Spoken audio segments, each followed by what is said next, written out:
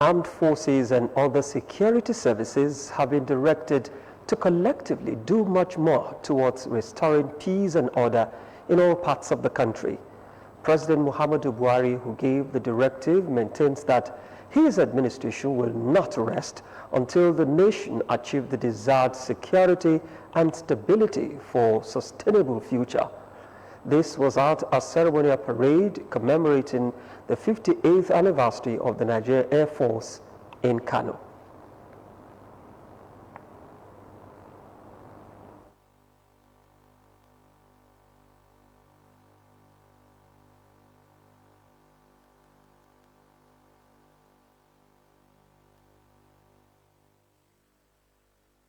With its motto, willing, able, and ready, the Nigerian Air Force has been transformed into a resilient and commendable service that is positioned to respond effectively to both contemporary and dynamic national security challenges.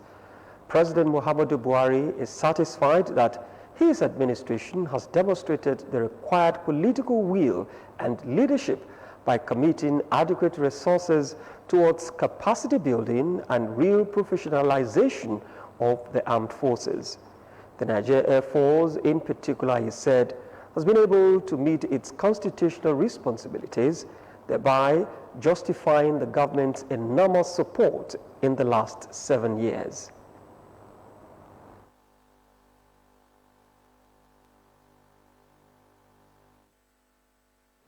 Sustaining a service like the Nigerian Air Force that deserves its potency from technological assets is clearly a capital-intensive responsibility. The President, however, promised that apart from the new platforms already acquired, including the A-29 Super Tucano aircraft, some modern helicopter gunships will be procured, amongst others, to enable the Nigerian Air Force among the nation's airspace to effectively perform. Your sacrifices are well appreciated by Nigerians, and this government will not rest until peace and stability are fully restored to our nation. I therefore urge you all to remain committed, steadfast, and resolute as we forge ahead to achieving a secure, peaceful, and more prosperous Nigeria.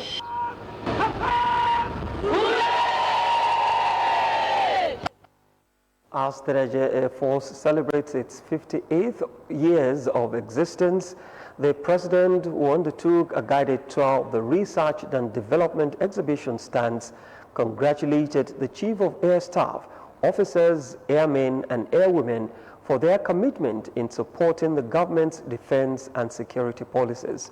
Most importantly, President Muhammadu Buhari expressed formal appreciation to the Nigerian Air Force for demonstrating high level of discipline, loyalty to the Constitution, and support of democratic values, saying their sacrificial service to Nigeria shall not be in vain.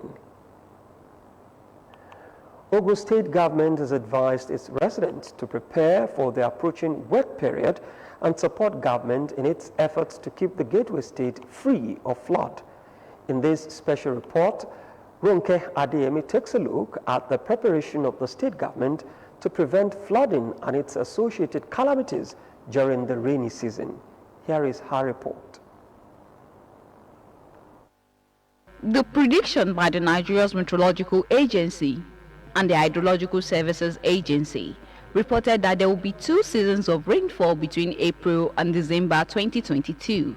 The federal agencies had predicted that Ogun State, being a coastal state, will experience prolonged rainfall that may be accompanied by flash floods in most parts of the state, especially between June and July. Owing to the devastating impact that floods could cause, the Special Advisor to the Governor on Environment, Mr. Ola Oresanya, revealed the plans of government in the state to prevent such occurrence. The rain is a beautiful season for us in Ogun State. This is a period we look forward to allow us our bountiful food production. During the flash flood, which will come in the month of June, July, these are going to be heavy flood that will come because of the intense rain in a short time. When you have a high rainfall within a very short time on the road, you're going to have accumulation on the road, but it will regress with time. Oresanya highlighted the state's effort by constantly clearing of waterways and maintenance of hydraulic structures such as dams and reservoirs for free flow of water. We consistently dredge our channels, especially our main trunk channels, and I will continue to do that, and it's still ongoing. And even major contracts have been awarded for many of these canals. Also, you will have seen that most of the road construction that are going on right now, we have adequate drainage being provided with those roads to make sure that we don't have a accumulation of body of waters. He stressed that the need for collaborative efforts of the people with the government is compelling. The other thing is to bring our people along. You have to educate the people in their own preparedness. Again, people who build on the roads by the riverbank or inside the drainage part, we want them. The water will come because you are disturbing the flow. Even some of those houses have been marked for demolition, but people still continue to stay there. So we don't want people now to start crying wolf when the water now comes and say, "Oh, government abandoned us inside this pit," and you're already in the pathway of water.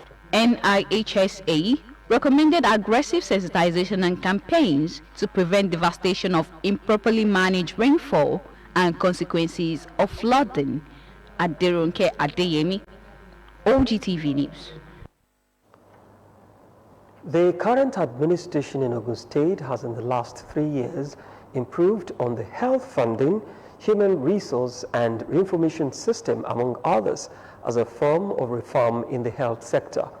This was made known by the State Commissioner for Health, Dr. Tomi Kuka, on New Dawn, a breakfast show on OGTV, while laying out achievements of the current administration in the last 3 years. About 60 primary health centers across local government areas in the state have received attention and put to use, some built and some renovated, all in a bid to promote equity and facilitate good healthcare service delivery in the state. Maximum investment into equipment of manpower in all cadre, water and power supply in primary healthcare centers across the state were major highlights to note.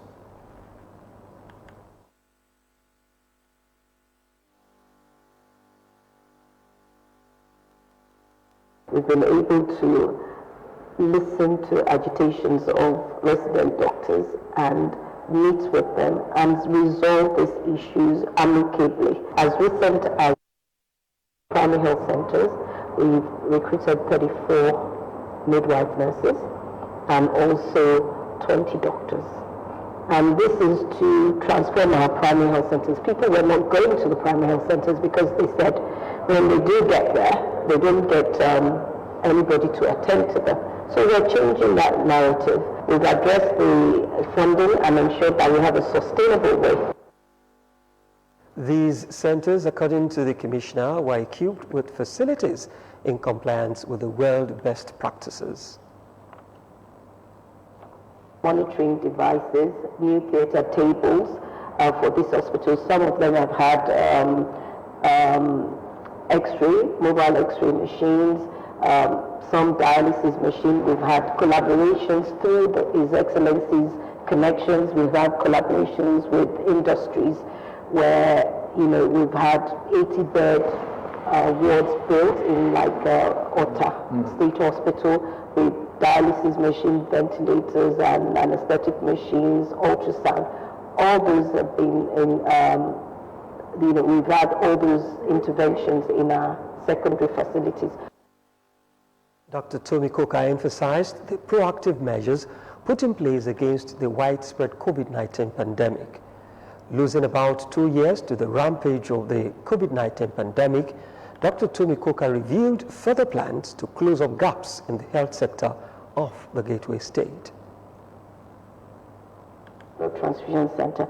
We're going to have for the first time in the state, that blood transfusion. And also for the first time in the state, we're going to have a public health laboratory. We're thinking of other new interventions, the mother and child unit in Olabisi and Obanjo. All these are ongoing interventions that we've embarked on this year. And by the end of the year, this time next year, we will be able to see them. With 521 primary health centers in the state and about 475 currently functional, the Commissioner called on stakeholders to join hands with the government, as development is the responsibility of all and sundry. The Universal Basic Education Commission, Abuja, in collaboration with Ogun State Universal Basic Education BAB, SUBEB, will be conducting the 2022 National Personnel Audit from the 29th of May through the 26th of June 2022 to determine the actual enrollment, personnel, and infrastructural facilities of all basic education institutions, public, private, registered, and non-registered in the state. The Chairman, State Universal Basic Education Board, Dr. Femi Bajakudumi, in a statement said the exercise will involve massive human and vehicular movement of officials of UBEC, State Ministry of Education, Science and Technology, SUBEB, LGEA, private school owners and teachers union from one basic school to another across the 20 local government areas of the state. He added that the exercise is to collect and collate basic education data, adding that it is not intended to impose any tax or charge any levy on school owners. Dr. Majakudumi enjoined all relevant stakeholders and members of the public to cooperate with the officials so as to have a hitch-free exercise. The Non-Academic Staff Union of Educational and Associated Institutions, NASU, has said its strike action is still in full force, contrary to speculations that it intends to suspend it soon.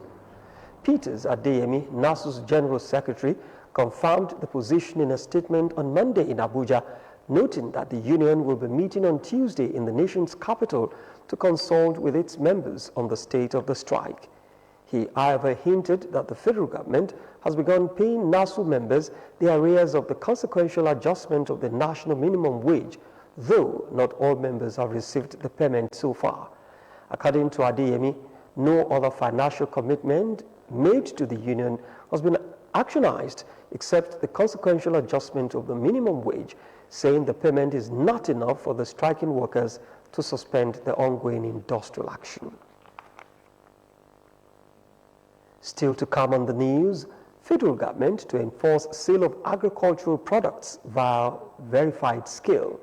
We'll bring you details of these and more after the break. News package for the day on OGTV.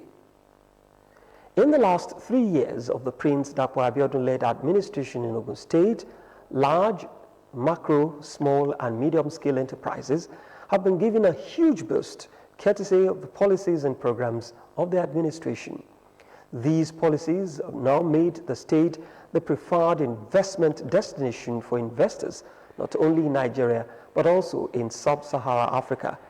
Tunde Olaniro x-rays the achievements of the administration in the industry, trade and investments, and the transportation sectors of the state economy. The vision of the Prince Dapo Abiodun-led administration in Ogun State from inception is to create a focused and qualitative governance while creating an enabling environment for a public-private sector partnership, which it sees as fundamental to the economic growth of the state and individual prosperity. The vision is distilled into 5 developmental pillars tagged Isheya. Individual prosperity is impossible without businesses thriving and flourishing. To achieve this, quite a lot of programs and policies, such as Ogun State Enterprise Development Agency, Ogun State Investment Promotion Council, Ogun Invest, among others, have been put in place by the current administration. The economy of the state has improved tremendously under our watch. This has been due largely to a number of policy and regulatory reforms that we have implemented. Some of these reforms include but not limited to: 1, the establishment of public-private partnership office, backed with the necessary legislation to provide the regulatory framework for investment engagement with private sectors, standardize the partnership process with the state, and facilitate new infrastructure development projects. Ogun State is the only neighbor to Lagos, and this has resulted into movement of businesses into the state naturally, which is known as the push factor. The efforts of the Abeokuta administration in policy formulation and implementation have turned the push factor into pull factor, as businesses now flow into the state because of improvement in the state's ease of doing business. Actually created new economic development clusters. We've created 5 of them: the Jebu Economic Development Cluster, the Remo Economic Development Cluster, Magboro, Abeokuta, and Aton Lusada. The reason why we created these clusters is really to provide a one-stop shop with value chain and synergistic effects to attract companies to come and set up in Ogun State so as to achieve global competitiveness. We're particularly excited at the one that is located around the Djibouti, where you have a carve-out for this micro, small, and medium enterprises in the state. You have baseline infrastructure provided. There'll be the roads there, access roads, inner roads, there'll be water, there'll be electricity, reliable, dependable electricity, sewage treatment, all the baseline infrastructure will be provided. These businesses will then just come in. Once they acquire their land, they can plug and play. Ogun State, as the industrial capital of Nigeria, naturally makes the state the investment destination of choice. His Excellency is driven to help Ogun State retain that leading position as that business-friendly state in Nigeria. Also, we are also very keen on maintaining our leadership status as a state with the largest number of industries. So as you can see, there's a lot going on. We have a lot of infrastructural development, over 270 kilometers of road either under construction or being rehabilitated across the state. It has never happened in the history of the state that you have so much going on. Foreign direct investments and large-scale businesses are not the only beneficiaries of the policies of government. Micro, small, and medium-scale enterprises are not left out. Businesses are required to obtain business premises permit. A lot of those processes have been manual.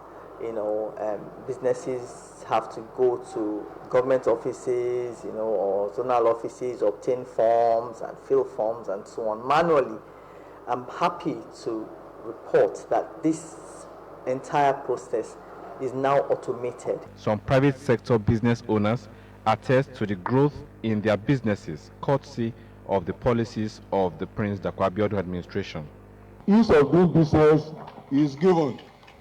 All our members that are here that are doing businesses, and even the prospective ones, the report that they give to us is marvelous. They said getting the approval to consult their companies, to consult their factories is not very cumbersome. Getting their CFO is something that you can get within a GV. Ogun State is currently the investment destination of choice in Nigeria. The land was very easy to access. It was a 1-month transaction process, and we just paid for it. We got the allocation letter, and that was it. His Excellency is currently working on ease of doing business, and this is attracting more investments, more FDI, foreign direct investment into Ogun State. I can tell you, I'm a private sector man. Ogun State now is an investment place where people are now calling us, the private sector, that they want to be in Ogun State, they want to invest in Ogun State. It's an investor's delight. I believe that any investor coming into Nigeria, Ogun State should be its first port of call, to set up any industry. Of course, they're benefiting from their proximity to Lagos.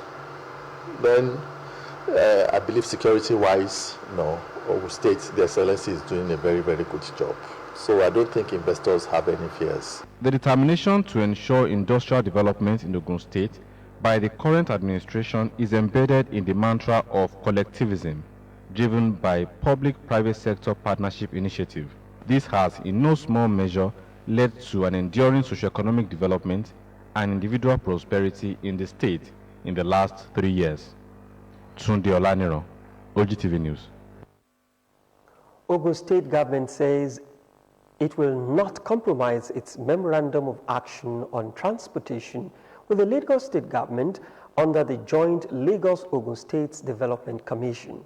The Commissioner for Transportation, Engineer Gbenga Dairo, dropped this hint in Abeokuta barely a week after the ban on the use of motorcycles as a means of transportation in 6 local government areas of Lagos State. Fora Adiso x-rays the effects of the ban on Ogun State, the neighbor to Lagos State. Motorcycles became a mode of transportation in Nigeria in the early 1990s when Nigeria was struggling to survive under the Structural Adjustment Program (SAP) introduced by the then military government of General Ibrahim Badamasi Babangida. Activities of the riders have been so worrisome, not just in Lagos but in so many other states of the Federation. Yes, our people need job, we need employment, we need to empower our youth. But unfortunately, they've allowed themselves to be infiltrated by criminal elements. The name Okada was taken from an indigenous airline, Okada Air, then the latest fleet injected into the aviation industry by an Edo-based businessman, Chief Osawaru Igbinedion. The needs of transportation differ from one region of Ogun State to the other. What you require in Abeokuta is very different from what you require in Akute. What you require in Akute is very different from what you might require in Ikelev, as an example, or the villages in between. So it's horses for courses, as they say. We have to provide solutions that fit particular purposes. Okada is the name of the town of the business mogul. Today, Okada here is now part of history, but its relics could be found in the commercial motorcycle operating as if they are airborne. Eléyìí tó tẹ ń gun ọ̀kadà tó ń gbé ní agbègbè wa ń bí kódà bóun gbéyàn aláyàn mọ́lẹ̀ lẹ́yìn kó láyàn mọ́lẹ̀ ó tún fọ̀kadà yẹn gbogbo fúnra ẹ̀ ó tún fi ń ṣe rẹ̀ léṣe tí wọ́n ti gbé lọ bí ẹ̀kan bí ẹ̀mejì. Tí egungun ẹ bá pieces pátápátá tó ń sọ pé ọ̀rẹ́ egungun yẹn àwa máa ń ṣe lọ tó ló àárín tá a sì wá òkè tí ọmọ ọlọ́kadà yẹn ló pọ̀ jù nínú iṣẹ́ yẹn bí ó ṣe pọ̀ jù nínú ẹ̀rọ yẹn àwọn ọmọ ọlọ́kadà ìgbà mélòó lòmìnir tó bá jí láàárọ̀ kó tó bẹ̀rẹ̀ iṣẹ́ á kọ́kọ́ mọ ọtí á fa igbó tó bá ti fa gbogbo nǹkan yẹn ọmọ nǹkan tó ń ṣe mọ́. Okada, or motorcycles, if you like, remains the fastest transportation across the 36 states of Nigeria, including Abuja, the federal capital. According to the Ogun State Commissioner for Transportation, Engineer Gbenga Dairo, in the wake of the ban of Okada in 6 out of the 20 local government areas of Lagos State, there is a need to review the security architecture of the neighboring towns and local government areas of Ogun State. There must be cooperation between the security team in Ogun State and also that in Ogun State along the border areas for them to work jointly to address the situation that may be confronting us. This, to many respondents, was a welcome development to checkmate a spillover of vices from the expelled motorbike operators. We don't have a problem with any union. No. If you ask for the ticket, I will collect ticket. Now state sticker for the Romo, it came in out today. I will collect it immediately. How will the person go pay you now? The person will pay me like as in the carry another bike now. I happy, I thank God. We see the thank God our government for Ogun State, because I'm very proud to greeting him, because nobody that is stop us.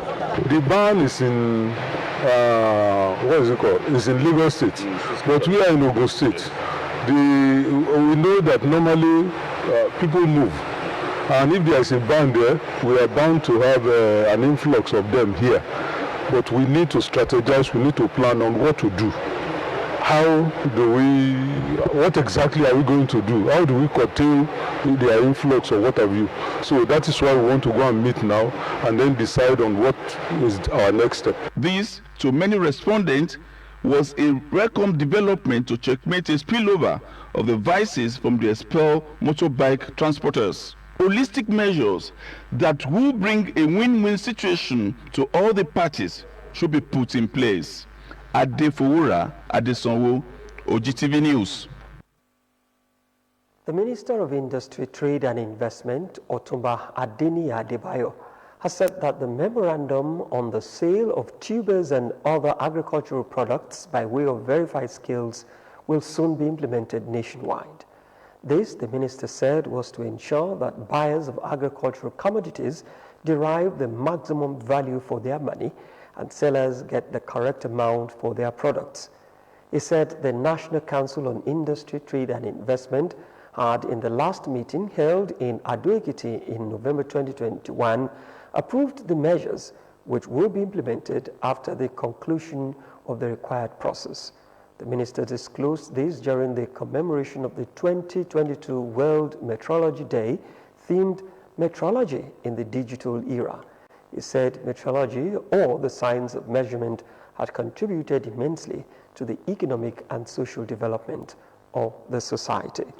Adebayo therefore stressed the need for accurate measurement in the aviation, trade, health, oil and gas production, power, transportation, water, banking, telecommunications, food processing, among others, which will become inevitable if the country must move forward.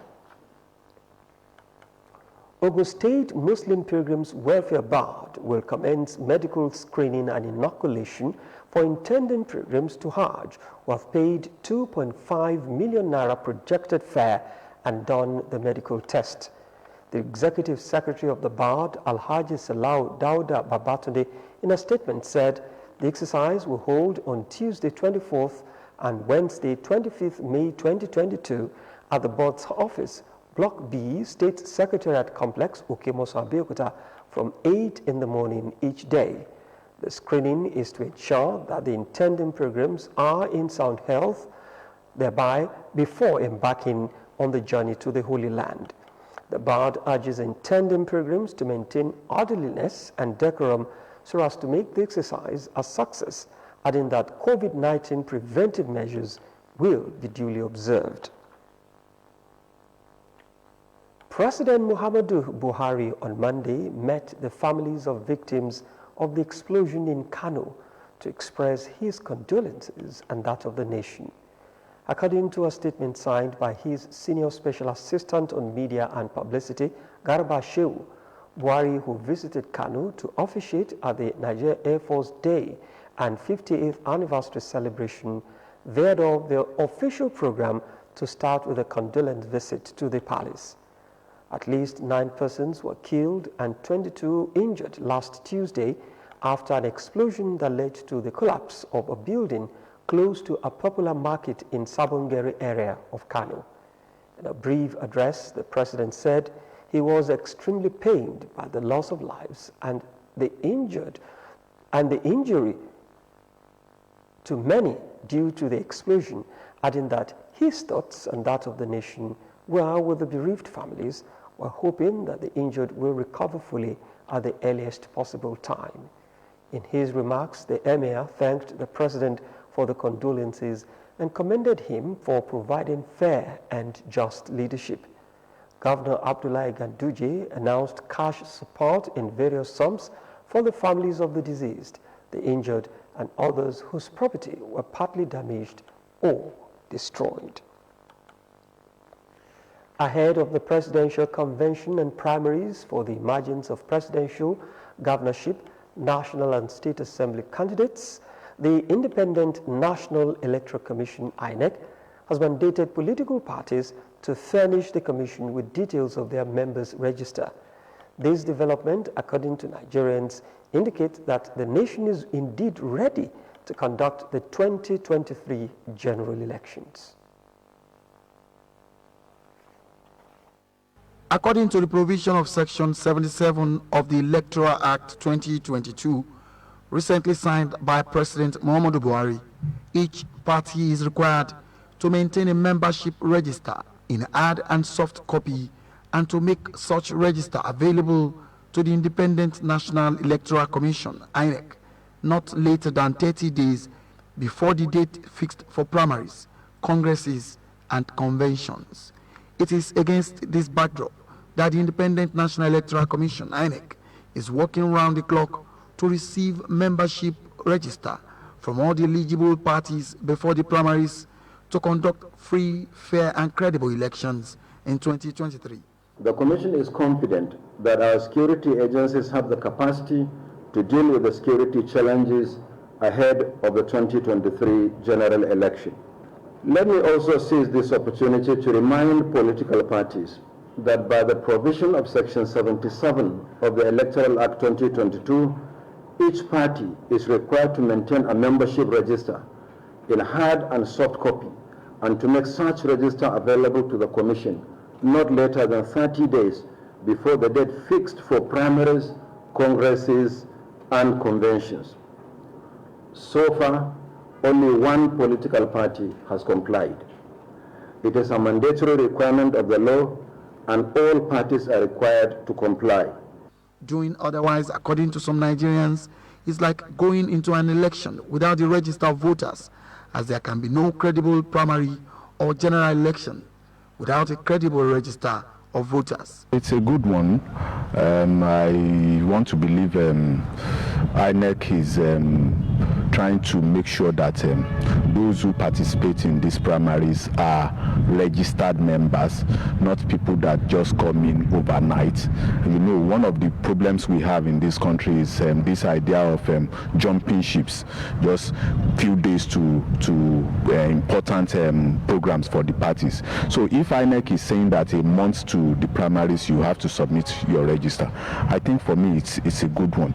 The move by some politicians to launch new political parties ahead of next year's general elections appears to have been averted by the development. Party like PDP is telling all parties you just have to be a card-carrying member of a political party before you vote, even if you registered 2 weeks ago. Not about 1 month ago, and that INEC is saying. So INEC needs to harmonize this position with those political parties so that we have more and more that can obey them. Because INEC is doing well at the moment.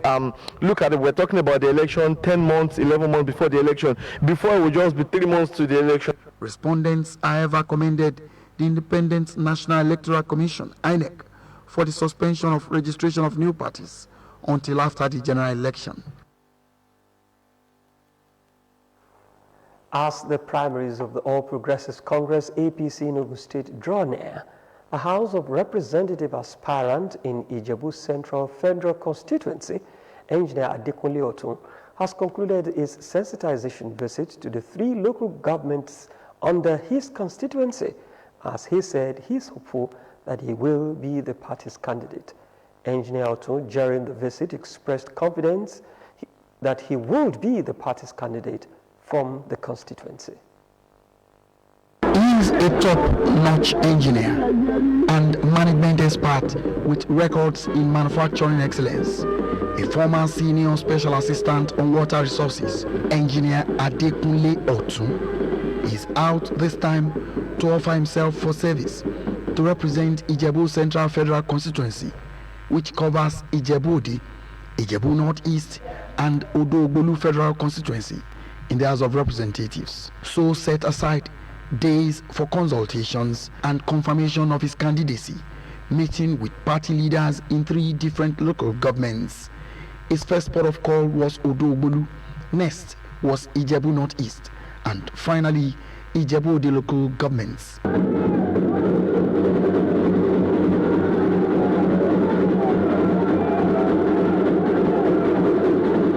The people of Ijebu, they are very sophisticated when it comes to electing candidates. So I want to implore them that Ijebu Central Federal Constituency deserve much more, and it is Honorable Adeotun.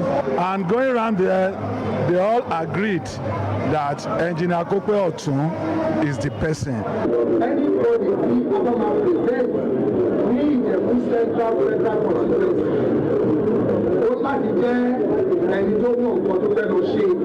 The feelers, according to the aspirants, are favorable. Kokwe, you are the best aspirant that we want to present for House of Reps. They never hide their feelings. They told me clearly they have seen their candidate for Ijebu Central Federal Constituency because I've shown them capacity. I've shown them love. I've shown them that I am the only one that can deliver Ijebu Central for APC. Engineer Adekunle Waheed Otun said ahead of the primaries of the party, it remains the man to beat in the constituency. I've come to realize that representation is about your ability to bring about changes that are, being desired by our people. And I've seen that over time, those changes are not coming as they should come appropriately.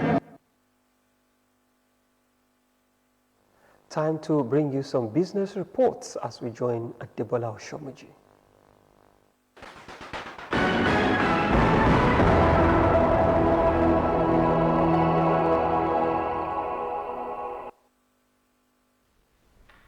Welcome to the business segment of the news.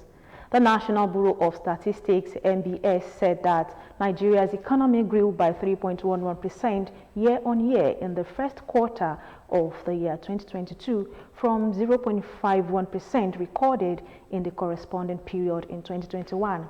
The NBS stated this in the Nigerian Gross Domestic Product report released on Monday. Gross domestic product (GDP) grew by 3.11% year-on-year in real terms in the first quarter of 2022, showing a sustained positive growth for 6 consecutive quarters since the recession witnessed in 2020, when negative growth rate were recorded in quarter 2 and 3 of 2020. The first quarter 2022 growth rate further represents an improvement in economic performance. The observed trend since quarter 4 2020 is an indication of a gradual economic stability. The first quarter 2022 growth rate was higher than the 0.51% growth rate recorded in first quarter 2021 by 2.60 percentage points and lower than 3.98% recorded in fourth quarter 2021 by 0.88 percentage points. Nigeria lost a whopping 2.1 trillion naira as a result of crude oil production deferment in 1 year. The 2021 statistics obtained from the Nigeria Extractive Industries Transparency Initiative said the huge loss was recorded in 2020.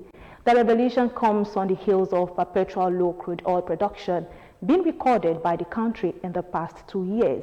Deferment is the production or injection availability cost by an activity breakdown, trip, poor equipment performance, or suboptimum operations, resulting in a reduction in the volume sold or injected, delaying the production or injection until a later time. The Nigeria Midstream and Downstream Petroleum Regulatory Authority has disclosed that it is drafting new regulations on gas pricing in the country. The agency also revealed that new regulations on Environmental Management Plan, Environmental Remediation Fund, Decomposition and Abandonment Gas Infrastructure Fund, and Natural Gas Pipeline tariff are also in the making. The NMDPRA, in a statement in Abuja, said the new regulations on the midstream and the downstream operations would bring clarity, improve business processes, and ease of doing businesses in the sector. The House of Representatives Committee on Public Accounts has commenced an investigation of the multi-million-dollar debt owed by the federal government terminal operators at the nation's seaport. It is also probing the alleged failure by the Nigerian Port Authority to account for billions of naira occurring to the government under its watch. As a result, the committee has asked the management of the NPA to explain why it has yet to recover the funds from the terminal operators and permit same to the Federation account. The Office of the Auditor General for the Federation had issued 12 audit queries against the NPA based on the authority's financial statement for the 2019 financial year. The NPA has responded to only one of the queries, which borders on the terminal operator's indebtedness to the government to the tune of $852.094 million and 1.897 billion naira. Justice Inyang Ekwo of the Federal High Court, Abuja, has dismissed a suit filed by the 36th State Attorney General and the Nigeria's Governors Forum challenging the Nigerian Financial Intelligence Unit from implementing its guidelines on local government spending. Justice Ekwo, who dismissed the suit for lacking in merit, held that upon studying the provisions of the NIFIUS guidelines, he was unable to see where the provisions thereof contradict or conflict with the provision of Section 7, subsection 1, 6, subsection A and B of the Constitution. The court said that the guidelines did not contradict Section 162, subsection 8 of the Constitution, which prescribed that the amount standing to the credit to the local government council of the state shall be distributed among the local government councils of the state on such terms and in such manner as may be prescribed by the House of Assembly of the state. According to him, the provisions of the second defendant's guidelines do not contradict or conflict with the provisions of the fourth schedule to the 1999 Constitution, which prescribes the functions of a local government council. The Minister of Communications and Digital Economy, Professor Issa Ali Pantami, has re-echoed the need for key players in the sector to create value within the digital economy by using data to enhance the process. Professor Pantami said this while launching the World Development Report 2021 in Abuja. The minister, who was represented by the Director General of the National Information Technology Development Agency, Kashifu Inowa, described the theme of the event, leveraging data to foster development. Where does Nigeria stand? As not just existing, but also thought-provoking. While reacting to the question regarding where Nigeria stands, the minister noted that the country stands at a crossroad between harnessing the value of data for development and avoiding its perils. And that was business news. Back to Wally for the rest of our bulletin.